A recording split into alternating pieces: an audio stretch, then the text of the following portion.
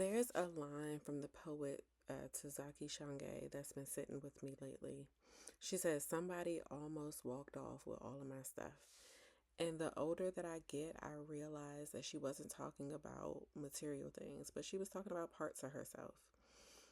Well, recently I almost let somebody walk off with all of my stuff. This new life that I've been building. An important friendship that I had ended abruptly, the same one that I shared about not too long ago that had been life changing for me, the one that made me feel like I was actually worthy of sisterhood. We were getting really close, and then one day she just walked away with no warning. There wasn't a blow up, no clear confrontation that I can pinpoint, just a one sided conversation where she accused me of being too giving. After a couple of weeks, I saw her again and it was awkward. Um, she acted like nothing had happened. And then also, like, it seemed like she was portraying the fact that I was the one that initiated the discomfort and the distance between us. Um, okay. I really wanted to believe that I made up how deep the situation was and that I was overreacting to the hurt that I felt, but my heart knew otherwise. And once I really accepted that, it made me uncomfortable. It reminded me too much of my marriage, where I would be subjected to harsh treatment and then I would receive the sweetest of smiles and the barest of minimum apologies the next day. So instead of asking her directly what happened, what changed, I went inward and started questioning myself.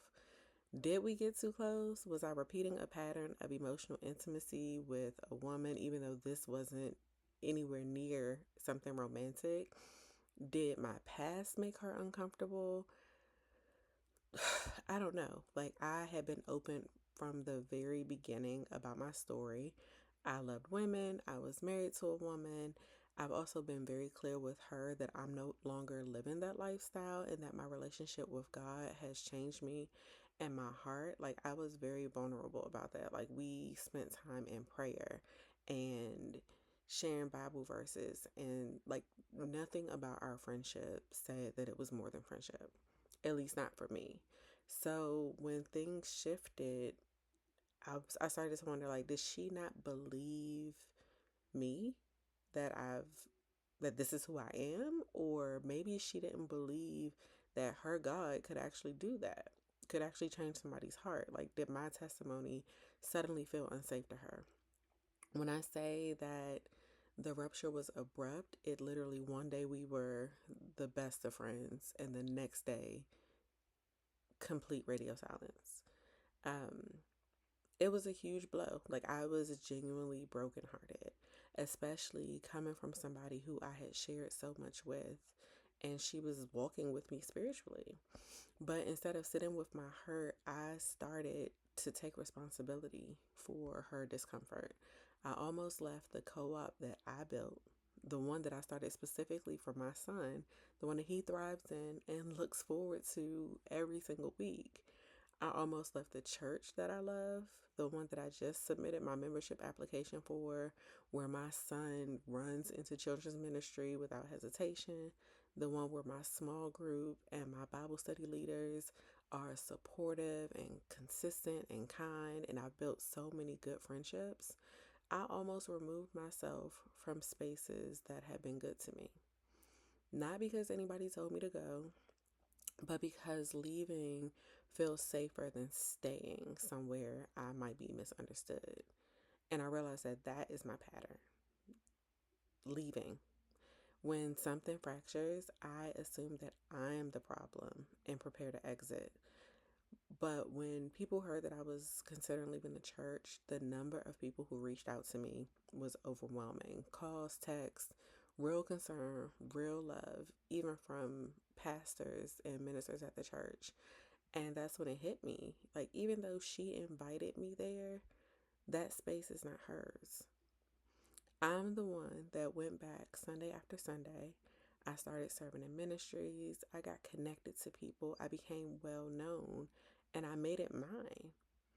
So this village that I built brick by brick, it's mine.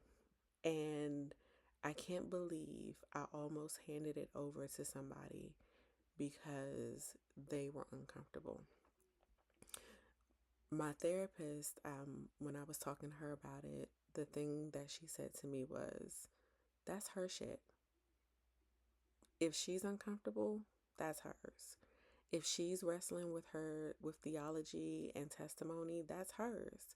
If she doesn't know what to do with closeness and intimacy and friendships, that's her shit. It wasn't just the friendship that almost got taken, it was my confidence and my healing.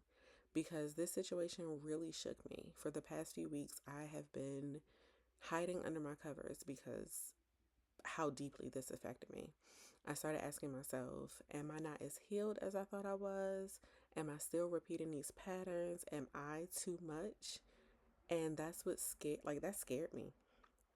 Not losing the friendship, which yes, that hurts, but losing trust in myself that what I've been doing is the right thing and that I'm on the right path.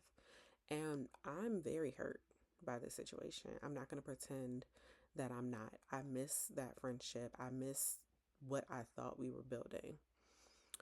I do pray for reconciliation one day, but we would have to have a real conversation with some clarity and some mutual understanding. And that reconciliation can't come at the cost of me having to shrink myself in any way. So, after processing all of this, I guess the thing that I'm sitting with now is why was leaving my first instinct? I didn't do anything wrong. If we got too close for her comfort, that's her shit, right? How come something shifts and then I automatically assume that I'm the expendable one?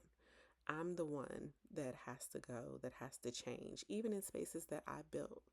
The Raisin Free Co op, I built that.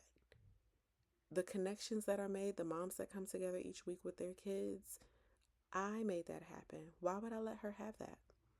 Why would I let her walk away with my stuff? So, this is my testament to say she can't have it. That's not hers. Her shit is her shit, and these things are mine.